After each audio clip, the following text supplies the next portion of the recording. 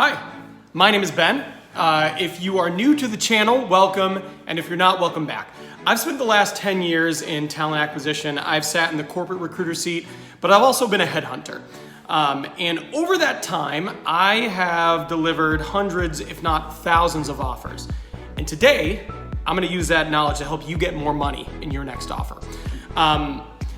If you like this video and you're new, please like and subscribe. Click that notification bell so you never miss a video. I come out with 3 to 4 videos weekly.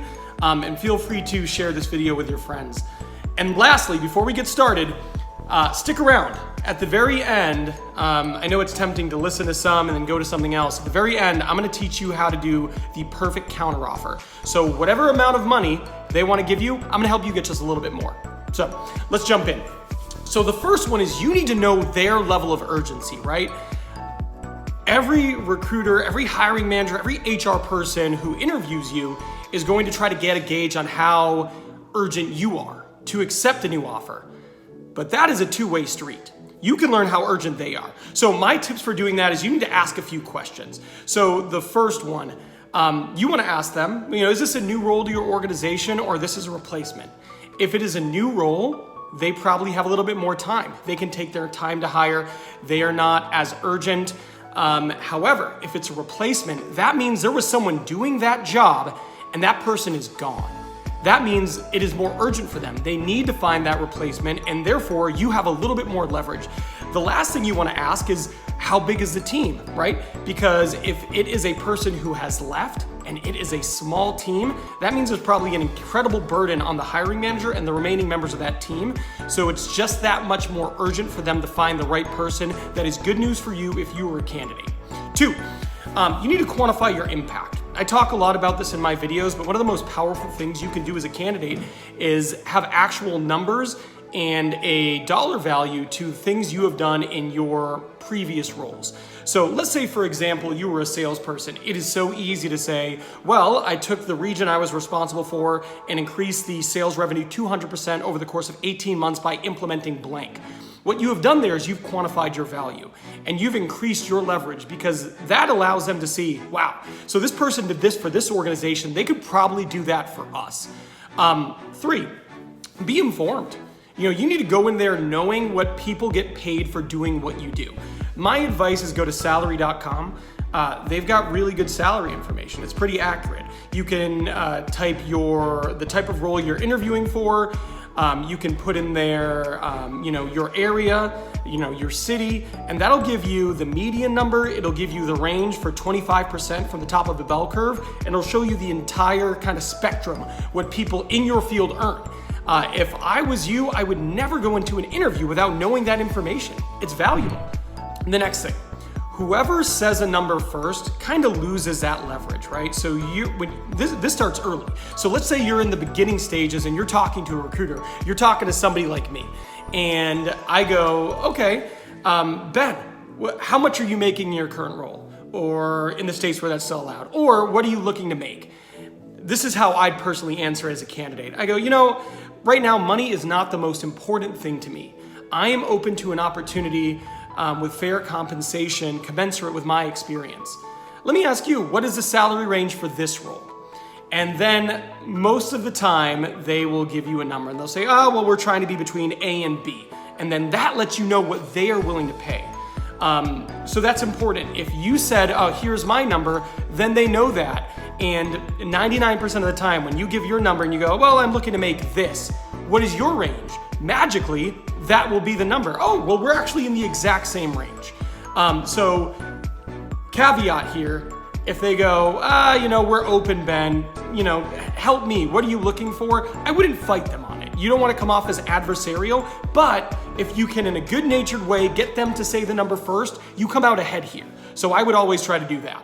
5, give an actual number, not a range. Let's say you want 100K, right? You're like, I want to make 6 figures. Say that, okay? Don't say, I'd like 95 to 105, because guess what? Most of the time, you did say a number, 95. They're not gonna give you 105. Most of the time, when you give them a range, they're gonna come in towards the bottom or the mid of that range. Instead of messing around like that, just give them the number. So just a quick piece of advice, be informed. go to salary.com, know what's expected, and then give one number and not a range, because most of the time you're not gonna get a range, you're gonna get one number, and it's gonna be the number at the bottom of your range. The next thing I would say is understand leverage versus timing. So let's say you are currently in a role, right? You have a little bit more leverage there because they will see that you don't need to accept an offer, right? If you're currently employed, they know that you could say, yeah, you know what? You didn't meet my salary expectation.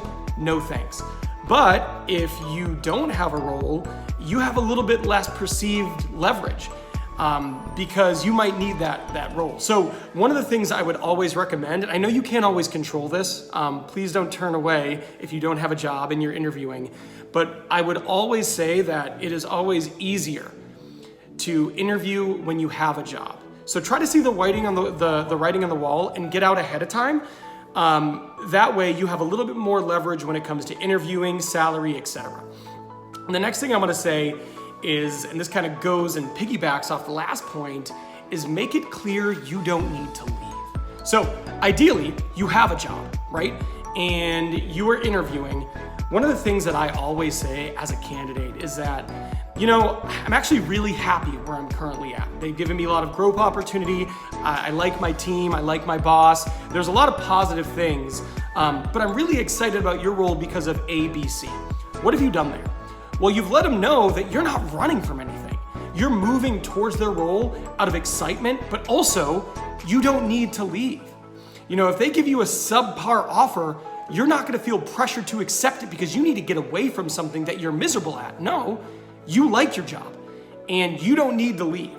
So again, this is about establishing leverage. This is letting them know, look, I don't need to leave. I have options. If you give me a great offer, then yeah, I'm willing to make the move. But if you lowball me, there's nothing making me come and accept an offer with you. The next thing I would do is you have to nail the interview. So at the end of the day, you want to make sure that you're putting yourself in the best possible position to receive a strong offer and get an offer, period. And none of that is going to happen if you walk in there and you don't nail the interview.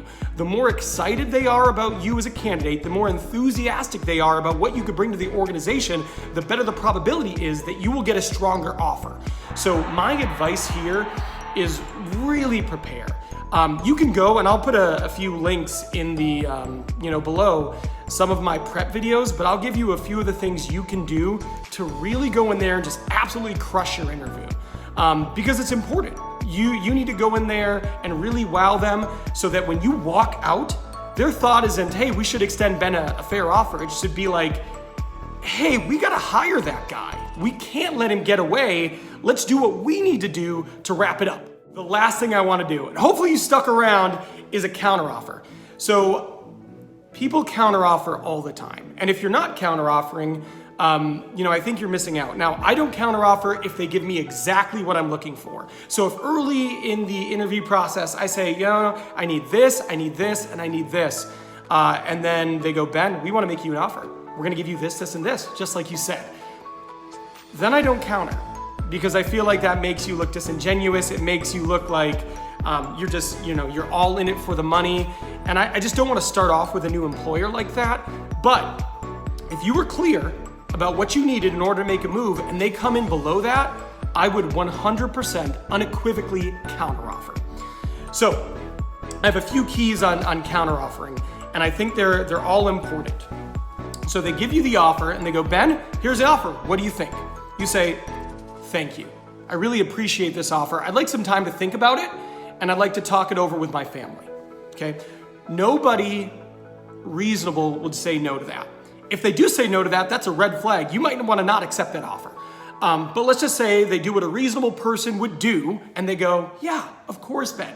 Take it over. We'd love to hear from you by the end of the week. Great. Go, talk it over, take a few days, let them think about it, then come back to them and counter. So I would get the hiring manager on the phone and I'd say to them, hey, Bill, I want to thank you again for the offer. And I am really excited about the possibility of joining your organization and working on your team and contributing to the projects that you and I have spoken about. That's all really exciting to me. What I'm doing there is I'm expressing interest.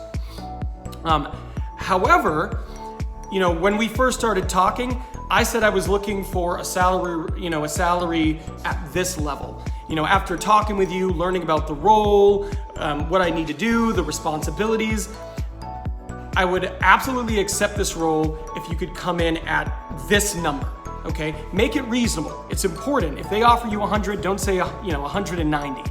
That's not reasonable. You have to make it so it's not so significant of a delta, but it is palatable to them. Like, okay, it's more, it's not so much more that we can't do it, but you wanna make it, reasonable. The last thing you wanna do, and this is really important, this is such a key to it, is that you let them know, if you can hit this number, I will accept the role, I will give my notice, and I will start 2 weeks from next Monday. A lot of people are afraid to get into the countering game because they think, okay, if we meet Ben's needs, he's just gonna come back again with another counter and another counter. He's gonna go to his other employer, they're gonna give him a counter offer, they're gonna say, hey, if you stay, Ben, we'll give you more money, and then he's gonna come back to us and ask us for more money again. And they don't wanna do that. So because of that, a lot of companies never even engage in this. They go, no, the offer is what the offer is, because they don't wanna get into a bidding war. And who could blame them? By telling them, look, if you can hit this salary, I will accept the role. I will not entertain any counteroffers from my current employer. I will accept, I will give my notice on Friday, and I will start 2 Mondays from now. That's a powerful tool. It lets them know, hey, if we want this guy, all we gotta do is this, and he's ours. And it's a much more powerful way to counteroffer. In closing, the last thing I wanna say is the average person only moves 5 to 7 times in their career. That's not a lot of times. So you need to maximize it, and there's nothing wrong with that. That's why I firmly believe that all of these things are important, and when you actually do make a move, you should get the money you deserve. Thank you for stopping by. I hope you found value in this. Again, if you haven't already, I would love it if you liked, you subscribed. Feel free to comment. I answer every single comment, and feel free to share it with your friends, anybody you know who's interviewing. Have a great day.